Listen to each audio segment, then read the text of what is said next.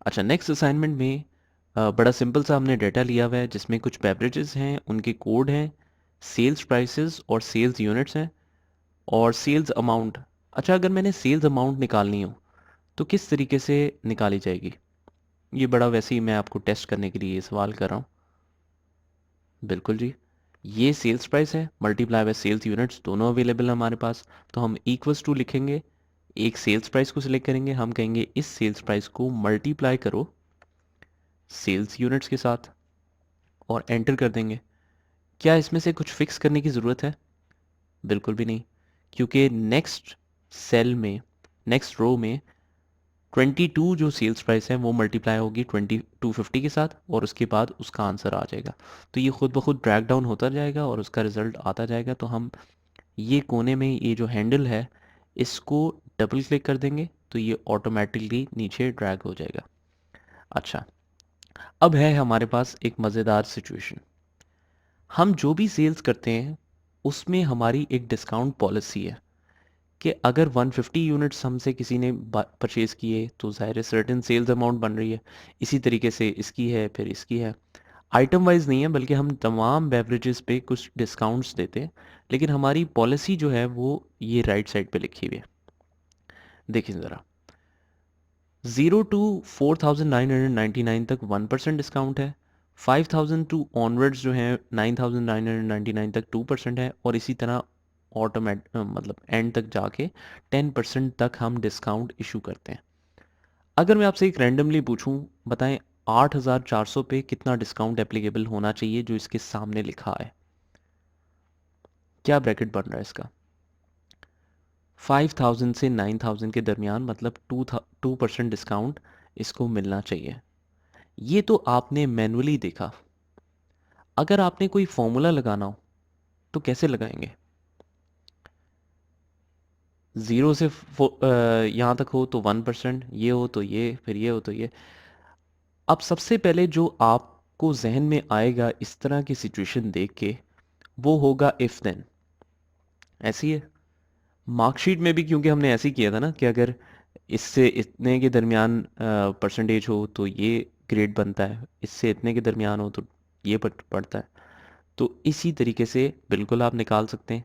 लेकिन अगर discount policy बहुत लंबी हो, 20 रोज की हो, तो क्या 20 दफ़ा हम इफ़ देन लगाते रहेंगे?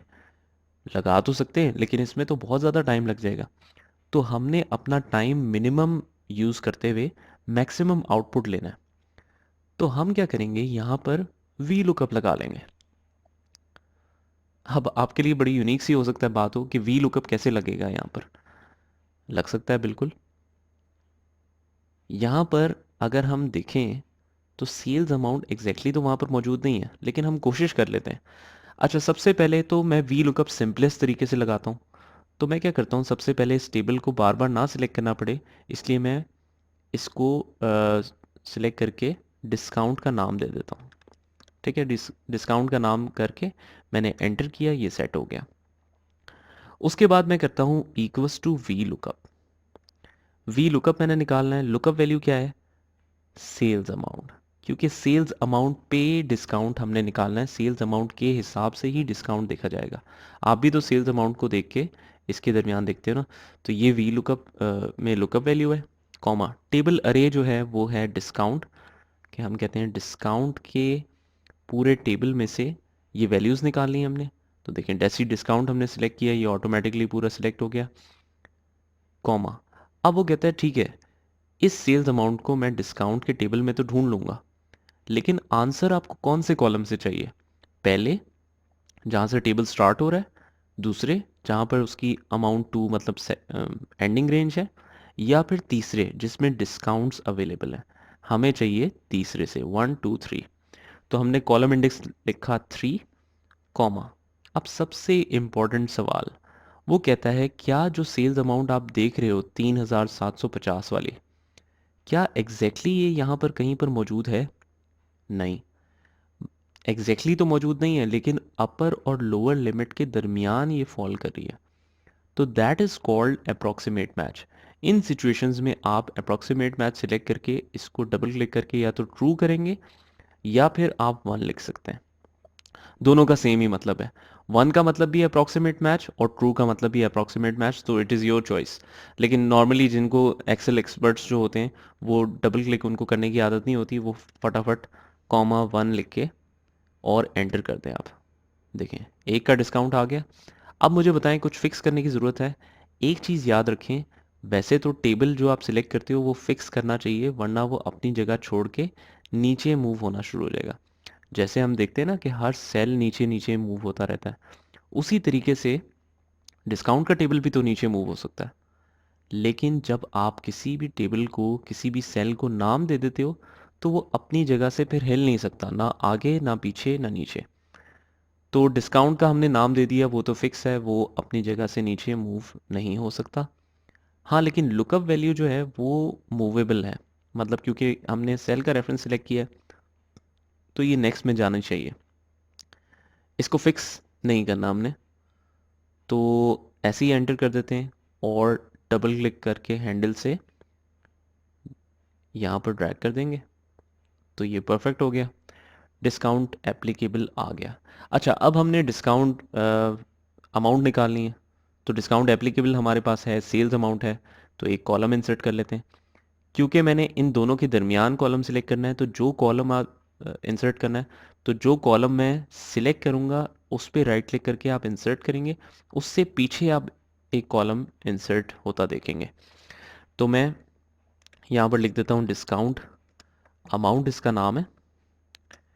तो इक्वल्स टू सेम वही फॉर्मूला है, sales amount multiply by discount applicable. Enter करेंगे तो ये आपको डिस्काउंट अमाउंट मिल तो गई है, लेकिन ये परसेंटेजेस में आ रही है, इसलिए क्योंकि जब हमने कॉलम इंसर्ट किया तो इसने इसका फॉर्मेट पिक कर लिया। अब फॉर्मेट वापस करेक्ट करने के लिए आप क्या करेंगे, होम टैब पे जाएं और यहाँ पर आप देखेंगे, देखें फॉर्मेट हुआ हुआ है इसका परसेंटेज फॉर्मेट। हम इसको करेंगे वापस जनरल पे, 37.5 बिल्कुल परफेक्ट आ गया, और डबल क्लिक करके आप इसको ड्रैग कर दें तो ये आ रही है डिस्काउंट अमाउंट। और अगर हम इस पे नोटिस करें तो हर सेल के साथ ये छोटा सा एक इंडिकेशन आ गई। ये क्या है, इस पे क्लिक करके आप देखें, इस एक्सक्लेमेशन मार्क पे जाएंगे तो ये कह रहा है the formula in this sales differs from the formula in this area of the spreadsheet, inconsistent formula. मतलब वो कंफ्यूज है कि आपने यहाँ पर तो कुछ और लगाया है, यहाँ पर कुछ और लगाया है, तो ऐसा तो नहीं कि कोई गलती कर दी। ये एरर नहीं होता, ये एक इंडिकेशन होती है जस्ट। लेकिन अगर आपका सारा काम ही इसी तरीके का है और आपको इससे ज़रा उलझन होती है कि जी हो सकता है पता नहीं ये एरर शो कर रहा है या क्या चीज़ है, अजीब सी कोई चीज़ आ गई, तो आप इसको डिसेबल कर सकते हैं। ये एक चेक होता है जिसको आप एरर चेकिंग रूल्स को डिसेबल कर सकते हैं। वो डिसेबल करने का भी तरीका मैं आपको बताता हूँ। आप फाइल में जाएं, ऑप्शंस में जाएं, और यहाँ से आप फॉर्मूलाज में जाएं। फॉर्मूलाज में वो कह रहा है कि इनकंसिस्टेंट फार्मूलाज हैं, ये सारे चेकिंग रूल्स हैं, आप चाहें सबको अनचेक कर दें, और या फिर आप इसको सिर्फ अनचेक करके देखते हैं। पहले इसको अनचेक किया, ओके किया, नहीं रिजॉल्व हुआ, फाइल में जाते हैं, वापस ऑप्शंस पे जाते हैं, फार्मूलाज के टैब पे जाते हैं, हम सबको ये अनचेक कर देते हैं। वैसे तो ये वाला होगा, तो हम इसको अनचेक कर देते हैं ताकि हमें पता भी चल जाए ना कि कौन सा वाला है। इनकंसिस्टेंट कैलकुलेटेड कॉलम भी कर दिया और इनकंसिस्टेंट फार्मूलाज का भी कर दिया। अब होपफुली ये रिमूव हो जाएगा, ओके किया हमने, तो देखें अब ये शो ही नहीं हो रहा, बिल्कुल परफेक्ट है। नेट सेल्स आफ्टर डिस्काउंट वो तो निकालना कोई मसला ही नहीं है। आप sales equals to sales amount minus discount amount, दोनों सेल सेलेक्ट किए, ये आपके पास नेट सेल्स आफ्टर डिस्काउंट आ गई। डबल क्लिक किया हमने हैंडल से पकड़ के, और इस तरीके से हमारी नेट सेल्स आ गई। तो मोस्ट कॉम्प्लेक्स जो इसमें चीज़ थी, जो अमूमन लोगों को नहीं आती, वो मैं इसलिए कह रहा हूँ कि है तो चीज़ बड़ी आसान, लेकिन एग्जैक्ट मैच जो ज़्यादातर ऑर्गेनाइजेशंस में किसी को भी आता है ना, वो वी लुकअप उन्होंने रटा मार के सीखा हुआ होता है। तो उनको सिचुएशंस जब चेंज होती हैं या फिर जब अपर और लोअर लिमिट की बात आती है तो वो कंफ्यूज हो जाते हैं उसमें क्या लगाएं। तो कई लोग जो हैं वो, आप उनके फार्मूलाज देखेंगे बहुत बहुत एक एक पैराग्राफ जितने लंबे होते हैं, लेकिन वो पैराग्राफ बेमकसद होता है। फॉर्मूला आपने सिर्फ एक लाइन का ही लगाओ लगाओ बेशक, ईजीएस्ट होना चाहिए और यूज़फुल होना चाहिए, बस दैट्स इट। तो यहाँ तक आप प्रैक्टिस करें अच्छी तरीके से, और उसके बाद हम नेक्स्ट असाइनमेंट्स पे मूव ऑन करेंगे।